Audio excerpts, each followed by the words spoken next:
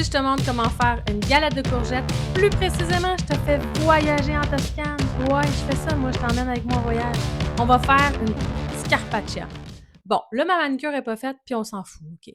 Pour la recette, tu vas avoir besoin de courgettes, parce que c'est comme la base. Je t'ai dit que c'était une galette de courgettes. Tu prends 3 courgettes que tu épluches, vite comme l'éclair, et tu vas avoir besoin de patates et oignons. Et voilà, tout est prêt. Maintenant que tes légumes sont prêts, on va prendre son meilleur ami, le robot, mais on va enlever la lame puis on va mettre une lame spéciale. Tu sais, ça vient avec cette affaire-là qu'on ne sait jamais quand l'utiliser. Il faut faire attention puis le mettre du bon côté. Parce que si tu le mets de l'autre bord, là, ben, ça va faire comme râper. C'est pas ça qu'on veut. Nous, on veut des rondelles. Tu peux aussi utiliser la mandoline. Et tu sais quoi? Tu peux aussi utiliser un couteau.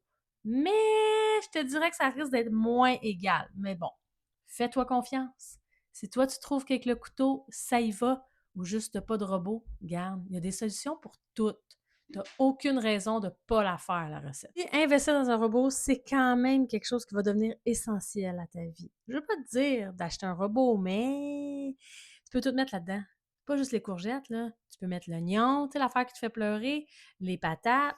Une fois que ça c'est fait, tu mets ça dans ton tamis, l'ami, le tamis, et tu mets du sel. On va comme dégorger les courgettes. On veut que l'eau, elle sort.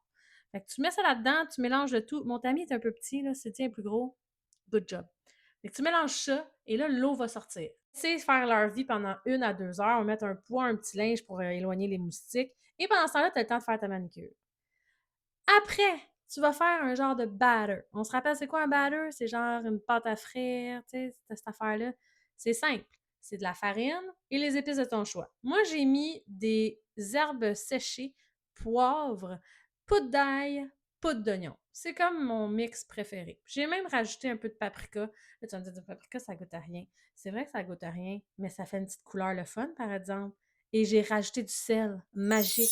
Motivée atelière, toi. Ma nouvelle acquisition, j'adore. Faut faire attention, j'ai le goût de mettre du sel partout. Tu sais, c'est comme juste sortir la baguette. Anyway, tu mélanges ça, OK? Jusqu'à temps que tout le sec soit bien mélangé. On va rajouter une tasse d'eau. Et là, ben, tu mélanges.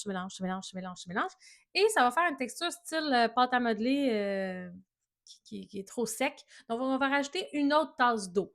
Parce que dans le fond, là, on veut comme un batter. Là. On veut que ça soit liquide, mais pas trop liquide. Parce qu'on va mettre ça dans nos courgettes. La fourchette va aider. Tu peux prendre un fouet aussi, mais je ne le trouvais pas. Mais tu prends la fourchette et là, ça va comme enlever les motons. Parce qu'on n'en veut pas de motons. Et tu reprends ta maryse pour décoller les bords. Puis là, on est prêt à ajouter nos légumes que tu as rincés. Là, je ne t'ai pas montré comment, mais je suis pas mal sûre que tu sais comment rincer des légumes. Tu rinces parce qu'on a mis du sel. On a mis bien du sel. T'en rappelles-tu? C'est ça qui fait dégorger tes courgettes. T'sais? Fait que tu mélanges avec ton batter et tu veux que ça soit tout égal. Tu veux qu'il y ait des oignons partout, des patates, des courgettes.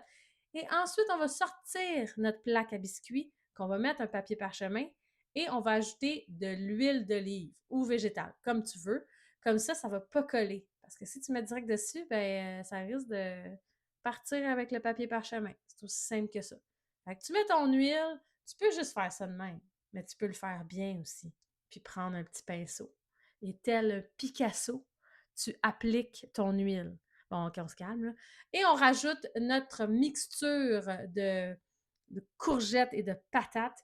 Et on essaie de mettre ça le plus égal possible. On ne veut pas que ça soit plus épais d'un côté que de l'autre, là. Fait que pendant que je fais ça, là, abonne-toi donc à ma chaîne. Je te donne des recettes à chaque semaine. Je suis smart, me semble. Tu sais, c'est comme ta façon de me dire merci. Ben moi, je te dis merci. Fait que pendant que tu t'es abonné, j'ai fini d'arranger ma plaque à biscuits et c'est prêt à aller au four. Donc, on va mettre ça dans le four à 375 pendant 20 à 25 minutes. Voilà le résultat. Là, tu vas dire, ça fait pas 25 minutes. Ça, c'est la magie du cinéma. Et tu vois, ça a comme... tu le vois que c'est encore un peu mou. Fait qu'on va faire encore un petit peu de cuisson, mais on va rajouter du fromage vegan. Et on va mettre ça à broil. Tu sais, là, l'affaire qu'il faut que tu checkes, parce que sinon, ça peut brûler. Je l'ai mis à broil pendant 2 à 3 minutes. Et voilà le résultat. Non, mais c'est pas beau, ça? Idéal pour un 5 à 7. Puis si tu trouves que c'est pas assez salé, tu sors ta baguette magique, puis tu remets du sel. Je te le dis, ça va se battre pour la dernière part. Ouais, ouais! Devine, c'est qui a gagné?